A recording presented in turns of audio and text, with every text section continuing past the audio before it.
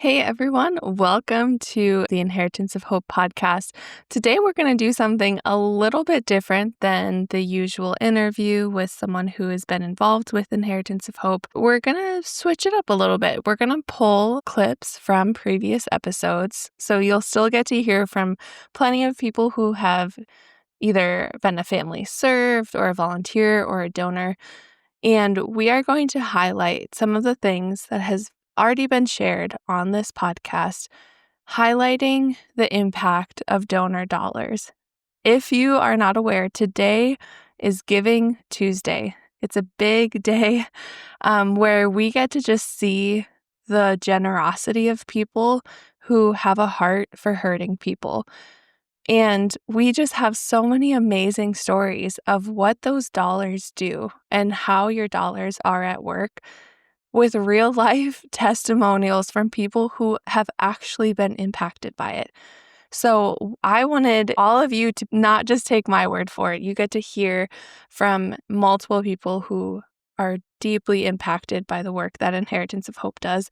And it's only because of donors' generosity that we get to offer these at no cost to families served.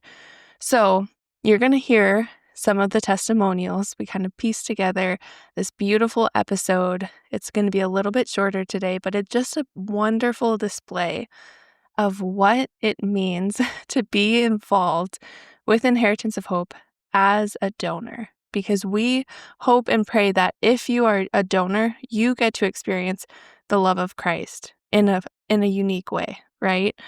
That you are a part of something bigger than yourself, and that is the biggest blessing that we could ask for. So take a listen, and would you consider giving? This is a huge day for Inheritance of Hope, and in fact, all of November and December, we call it the Thanks Plus Giving season because it kind of combines the Giving Tuesday, year-end giving, just a lot going on, and it accounts for a lot of our annual revenue in order for us to offer these services at no cost. So there's a link in the description box. Click it and give today or at any point from now until December 31st, and all gifts are being matched. So that means your money and the impact of your giving is doubled automatically. How cool is that? So maybe click on that link as you are listening to this episode and let all of these people's testimonials just compel you to be generous with your giving today and all the way through the end of this year.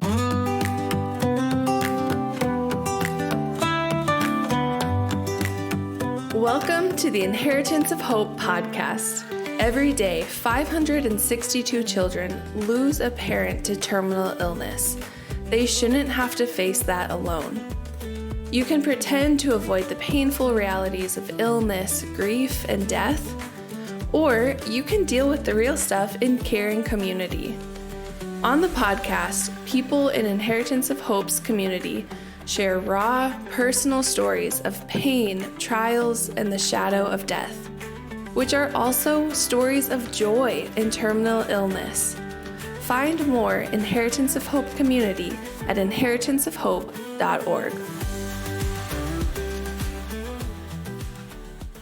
It sounds like Inheritance of Hope has been a great resource for you and your family, and for someone who is hesitant about trying Inheritance of Hope, whether as a family to be served, as a volunteer, as a donor. Like, what would you want that person to know? I want that person to know that Inheritance of Hope has individuals that support the whole person and the whole family. So if at any point you realize that you have a need, they will work diligently to help you with those needs. And they have these different platforms and ways that you can build memories and legacy for your family. And that's worth it. The love is real. It is not manufactured. It is very real. And you feel it in everything that they do. And the genuineness that is there just makes you want to do more. And it makes you realize that, people really do need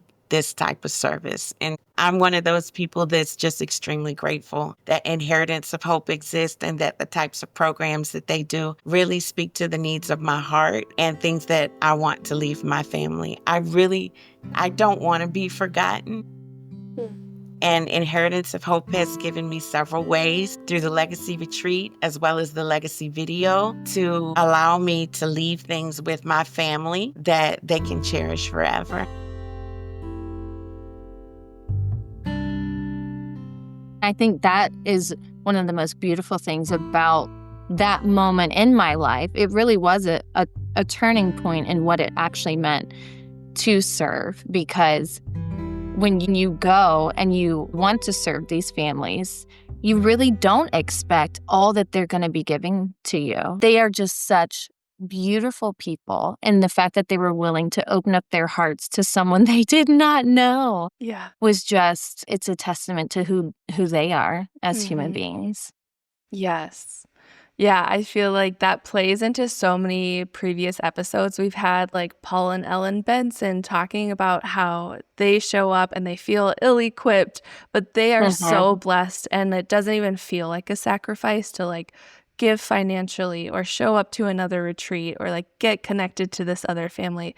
It doesn't feel like a sacrifice because of so much that you're getting in return. And it's interesting that you say, like financially, it doesn't feel like such a sacrifice. And I do believe that is absolutely true. So after I had served, I saw how responsible Inheritance of Hope was financially. So I've been a monthly giver for a long, long time. And that's not like to toot my own horn or anything, because it is hard when you're a teacher's salary and it's like, okay, here you go.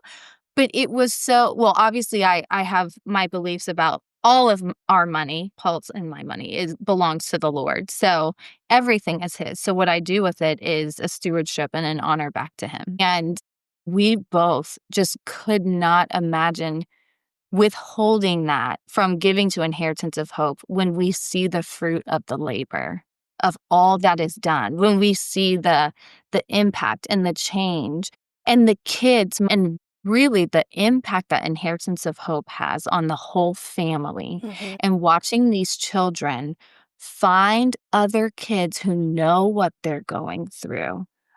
If I had millions of dollars, I would want to give it. Obviously, that's not how the Lord has blessed us, and that's fine. But just every single penny I know is used to, one, glorify the Lord, and two, just show these families just the community that they can have. And I think there's something to be said, like when you feel that nudge or you feel that the Spirit is moving, there is something to be said for like following that nudge and just having the faith that okay, Lord, it's your story. I'm a part of it, and I'm trusting that you are going to lead me where you have me going. And I feel like that can even be applied to volunteering or giving financially, especially, like, okay, my schedule is full enough. How am I supposed to volunteer? Or like, the economy is bad. How am I supposed to give extra money to this? But just like, if you trust that the Lord is nudging you and you follow that and just know like, okay, God, my schedule is in your hands. My money is in your hands. And it's not even mine to begin with. Like, this is borrowed time. This is borrowed finances. So let me be a good steward for the work that you have and trust that like it's bigger than me. Yeah. And Ellen Benson on their episode, she was saying, we are just gloves on the hand of God, and that we aren't the ones doing the work, but we're kind of just like an accessory. We get to go along with it if we're able and willing to be a vessel. So I think that's just a really sweet concept that I hope this is like inspiring to people as they are listening to just follow along to that nudge. At Inheritance of Hope, we do believe it is plain wrong for families to face terminal illness alone or to feel isolated by terminal illness. And we also believe the whole family is the one going through the diagnosis.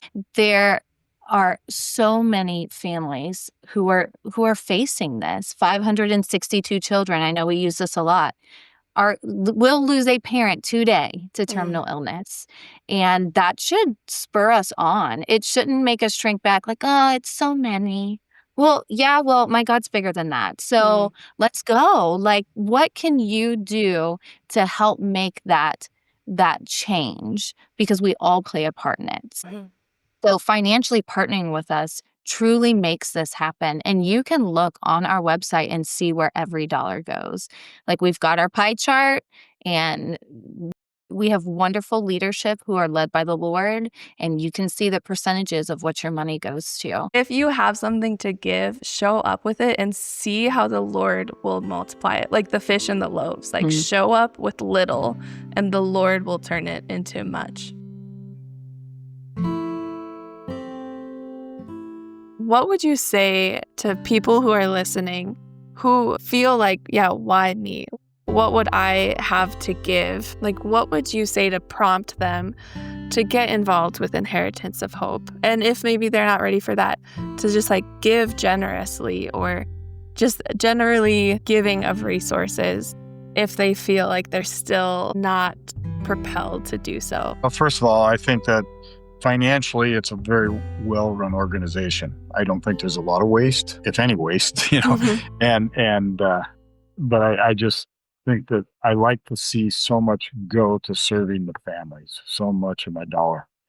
So that's one aspect to give. It's a really well-run organization. For me, like I said earlier, I think I might have run the other way because it's a harsh reality. But let me just say, there has been so much beautiful experiences, beautiful relationships, blessings galore. Whatever fear I had, or whatever fear anyone has, if you could just give that to the Lord and let Him hold it for you, and then just step out in faith, you will find God to be all that you need to direct your path, to fill in what you're bringing, this small number of fish and loaves, and He's going to feed the multitude through you. And I think that is such a beautiful privilege. But the results at the end of a retreat are so much greater than what you sacrificed. Yeah. We call it Jaro, Well, joy and sorrow. yeah, but it's beautiful, but you feel such a sense of elation. It doesn't even feel like sacrifice. I don't know if that it makes sense, but you're maybe sacrificing financially, but it doesn't feel like a sacrifice because it's such a it's like a blessing. You don't even realize it's a sacrifice. So it's beautiful. Yeah.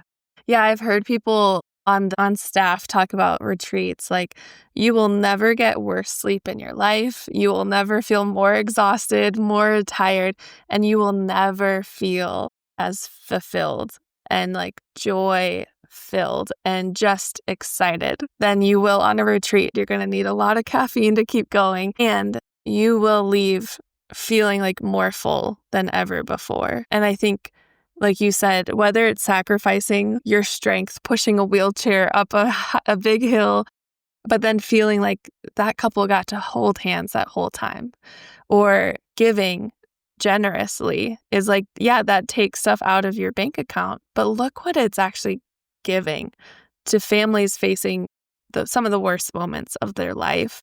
Just knowing that we can give of our resources to make sure that families facing the unimaginable can have that burden lifted a little bit off of their shoulders. Like, you can't put a price tag on it. Even if a certain amount of money leaves your bank account, like, you can't put a price on it. One other thing that is a telltale sign of a well-run event is how many of the volunteers that come back or served families.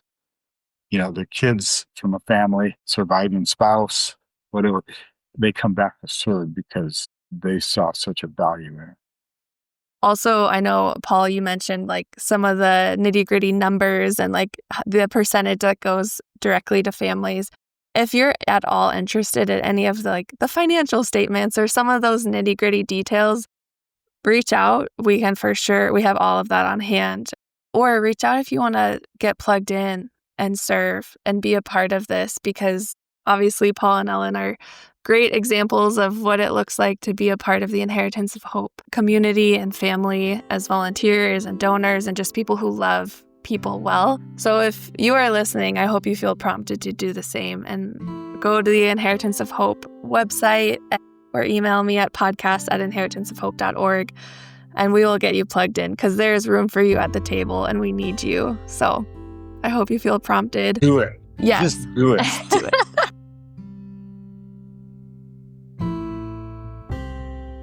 So we obviously, as a nonprofit, rely on generous donors and investors and people to do all these programs for families. And so to someone who has donated to make these things possible for you to experience this life change, like what would you want to tell someone who gave so that you got to experience this? And like, what does their generosity mean to you? It's a blessing. They're helping not just me and my family, but other families to motivate them to. There's people out there that really do care and they're giving out their time and effort and helping, donating money and stuff like that.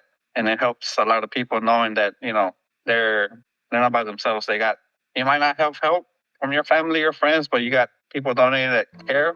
And that pretty much makes them feel special, makes them feel like they're being loved, even though other people don't show it. But people that donate help out a lot by making me, everyone else, have a fighting chance. So it's a blessing that they do that and grateful that they're donating and making other families have a fighting chance. Every single member of the family has different needs. They need different support in various ways. And Inheritance of Hope is really intentional about that, especially with our online support groups. We have groups for each member of the family at whatever stage you're at. We got involved with the at-home groups very quickly as soon as I think they were starting. I'm in the metastatic breast cancer one. It's been so rewarding for me just to be in that space where I can talk with other women who are like me, struggling with metastatic breast cancer, wanting to leave legacy for their kids, that we care so much about our kids and our family. But we're trying to also deal with this, anticipatory grief that we're going through, plus just the day in and day out of being on all these medications and what they're doing to our bodies. And I've just really got a lot of value from being in that community, a lot of encouragement. Being able to make videos for the kids, just that gap that Inheritance comes and stands in is just such a unique place. And it has done so much for me and I know for the rest of my family as well. It's an Inheritance of Hope, new term that should be in the dictionary, but it's that jarro, that you have joy and sorrow. And this is a place to bring both of those. And while it takes vulnerability to get to know other women who are going to pass of the same disease that I have, there's a sweetness and a jarro to it that to be able to walk with somebody through it, and the support and the advice and the just having witness outweighs that for me. It's a place I can go, and just be for that night, and people understand, they get me. Mm-hmm. So it just, for me, it provides support. I think it's something that God uses to minister to me in ways that I don't always expect, So for me, it's worth it. It does take vulnerability and time, obviously, but it's 100% worth it for me. What would you say to someone who's hesitant about joining into the Inheritance of Hope community? And that's whether that's as a family served, a volunteer, a donor, like what would be your compelling invitation into this? Give it a try. If it's on a donor level, just start there. I think Inheritance of Hope is one of the best places you could give of your resources because I've seen them used so wisely. The money is used very wisely. It's invested in people and in children ultimately, because I know the whole, birthing of Inheritance of Hope was to take care of the children that were going to lose their parents. And that still at the very end of the day is kind of what you guys do. You take care of families even after the loss. And that's something I'm depending on as a mom, is that you guys are going to be there for my family when I'm gone.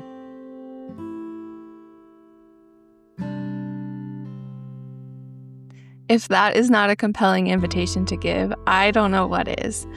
So in the description box, in the show notes below. Click on that link. Give now so that you can help be a part of this wonderful mission to give hope in the midst of terminal illness. That JARO is such a big term in Inheritance of Hope because we truly believe that joy and sorrow can coexist. And we are offering you the invitation to be a part of that joy that people can experience in some of the hardest days of their life. Thank you for considering. Thank you for being a listener. That is so humbling that we have an audience of people who really just want to lean in to these stories. So no matter what, thank you for being here. 562 children will lose a parent to terminal illness today. We invite you to do something about that. Give today. Give joy in terminal illness. Happy Giving Tuesday, everyone.